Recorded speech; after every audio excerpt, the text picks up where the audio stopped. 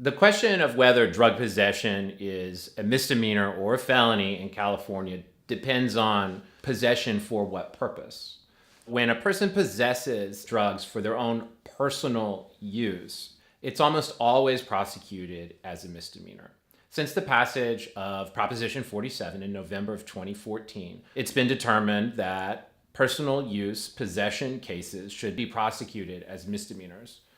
There are a few exceptions if the defendant has a violent criminal conviction prior to this case, or if the defendant has a serious sexual offense conviction prior to this case, then a prosecutor has an option to charge a personal possession, or what we sometimes call a simple possession case, as a felony. But if it's the average defendant who doesn't have a violent history, who doesn't have a criminally sexual history, then it's going to be prosecuted as a misdemeanor as long as the facts of the case indicate that whatever illegal drugs that person possessed were possessed for the purpose of personal use.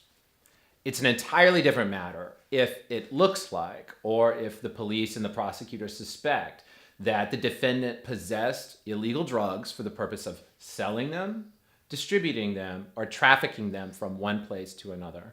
And in a lot of my cases, this is essentially an argument or a discussion that I have with the prosecutor about why this person did have drugs at that particular time.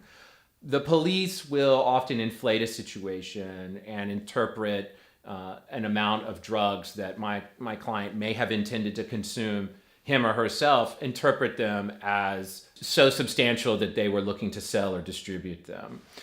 That's a challenge in a case, but it's a challenge that we regularly meet successfully. If we can talk about our client's background, their need for treatment, etc., then a prosecutor might be willing to lower a charge from a sale and a distribution felony to a personal possession misdemeanor. And that opens up so many more options in the case, especially for avoiding incarceration.